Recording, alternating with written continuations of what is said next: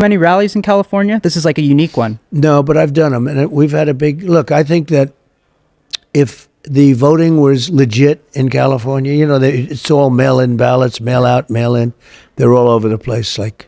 Donald Trump is afraid of interviews. He is afraid of being asked tough questions, and he is afraid of opening his mouth on national television because he knows when he does, it is always bound to backfire unless he is appearing with a Fox host who is willing to hold his hand throughout the entire interview or a comedian on a podcast. Donald Trump will refuse to sit down and answer questions because even when he is being helped by a Fox host, even when he is having softballs thrown at him by comedians, a podcast, it still goes terribly.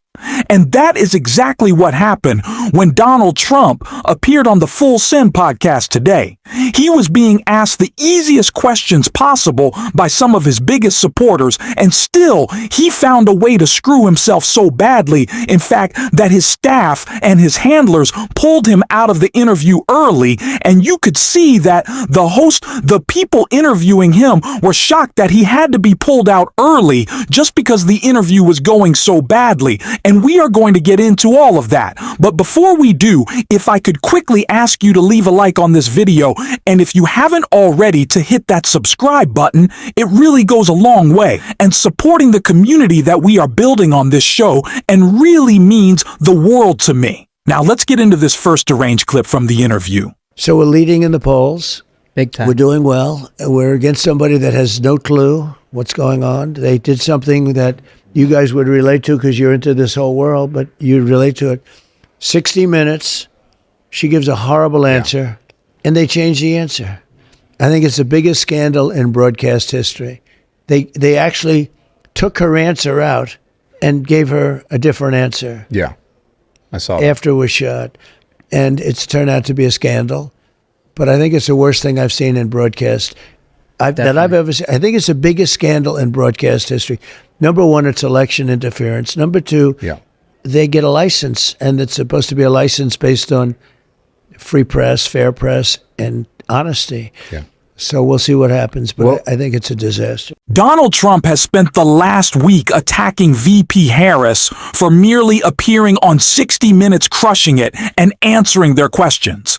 And what he says is the biggest scandal in broadcast history is the fact that they wait for it had to edit down the interview so it didn't run over. And do you know why they didn't have to edit down your answers? Donald, because you didn't give them. You didn't appear. And that is why he is so set, because the interview not only was a success for Vice President Harris, but strikes the contrast between her and Donald Trump as someone unable to sit down for these interviews. And so now he is attacking 60 Minutes. He's saying that he's going to take away the broadcasting license of CNN. This sounds like a deranged individual to me. I think it does to you as well. But Donald Trump was asked about another piece of media that's been catching headlines a lot lately. And that is Melanias Book. And his response was pretty weird. Melania, she came out with a book. Yeah. And it's doing really well. It's doing great. Is she like your secret weapon? And how did you first meet her and kind of get her to fall for you? I wouldn't call it a weapon, but a secret weapon, that's a tough term, but it's pretty interesting. But she's great. She's a wonderful person. She was a great first lady. People love her. Yeah, she wrote a book called Melania, and it's number one, I think, number one or two, and doing great. It's really doing good, and she worked hard on it. And yeah, she loves the country.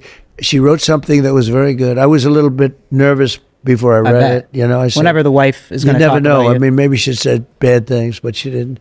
It seems like Donald has still not read Melania's memoir. Not a shock there. I don't think he knows what was written in it. He still says that he hopes there's nothing bad written about him. Pretty funny, though, that he gets nervous that she's writing a book not wanting anything bad to be said about him.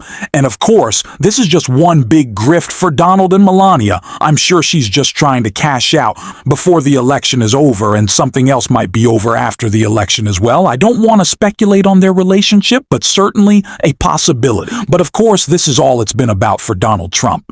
Grifting, fear-mongering, and lying. And we saw more of that ridiculous lying in this clip right here. many rallies in California? This is like a unique one. No, but I've done them, and we've had a big look. I think that if the voting was legit in California, it's all mail-in ballots, mail-out, mail-in.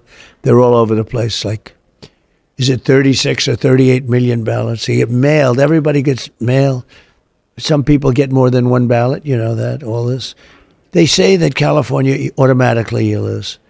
I say that if it was a straight election, I would win in California because I do great with the Hispanics.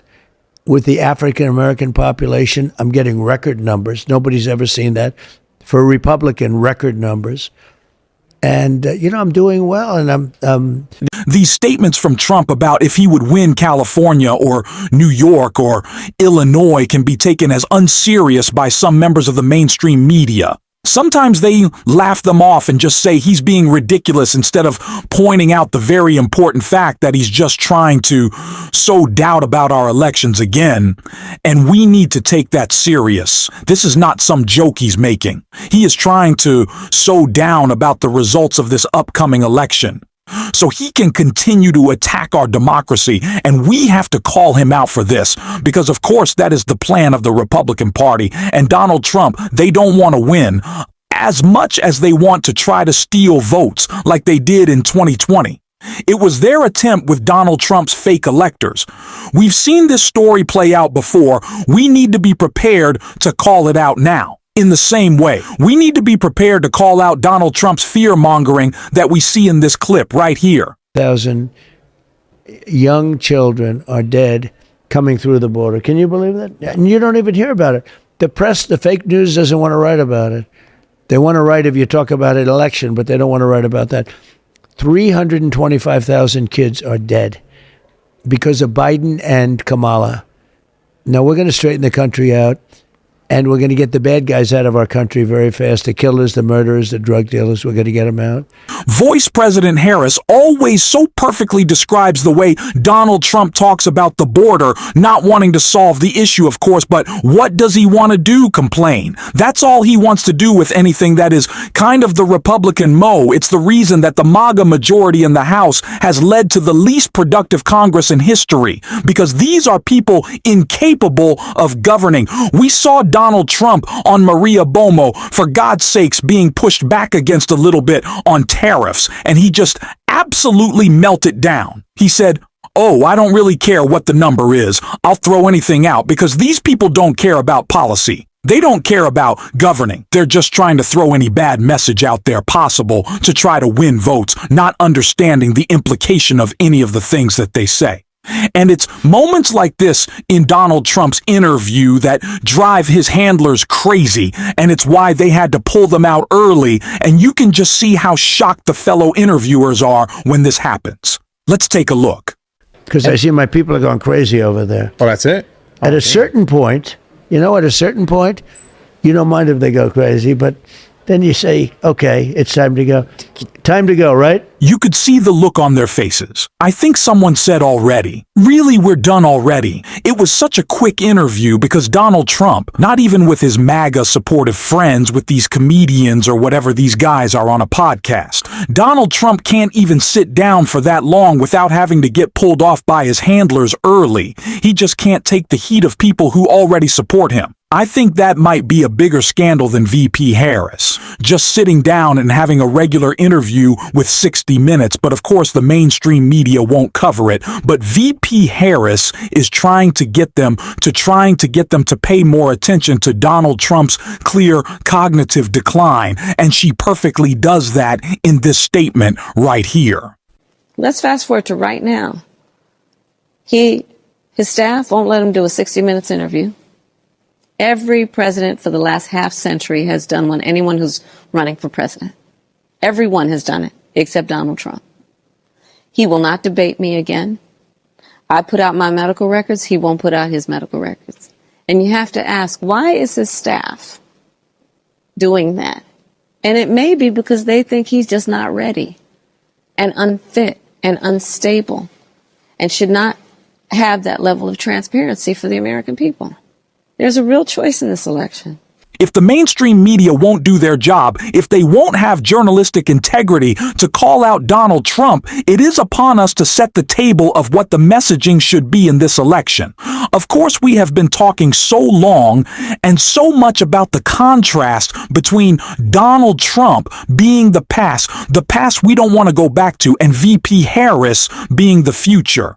It's what I had previously said about the image that'll be so perfect in a contrast on the debate stage between a really just out of it losing it to Reign's Donald Trump and VP Harris, which we saw play out. And so now we have to continue to talk about his cognitive decline and talk about his policy failures, because we've seen this book before. We've seen this movie. It's one we don't want to go back to. And Kay Lies perfectly talked about that in this clip right here. He cares about the kinds of people who run the businesses he runs, big developers, billionaires. He's not looking out for middle class folks. You look at what he is proposing in terms of cutting, if you look at the cost that middle class families bear, healthcare costs. We have capped the cost of insulin at $35 a month for seniors. Black folks are 60% more likely to be diagnosed with diabetes. Under Project 2025, they would undo that $35 cap. You look at what he is planning to do that is about getting rid of the Department of Education and Head Start programs. Who do you think that's going to affect? So there is, first of all, a danger in terms of understanding there are two choices in this election and understanding what Donald Trump intends for middle-class families. Donald Trump is looking out for Putin. He's looking out for his rich billionaire friends, and he's looking out for himself. Another giant tax cut for the rich, and nothing for the middle class. That is what a second Trump term will be. Because that's what the first Trump term was, and we have an opportunity to prevent that. We have an opportunity to not go back, and we have to keep talking about that every single day. And we're going to on this show. And if you want to support that, as always, you can hit that subscribe button. You can leave a like on this video. And if you're stuck around at the end, you can drop a blue heart in the comments. And until next time, I'll see you soon.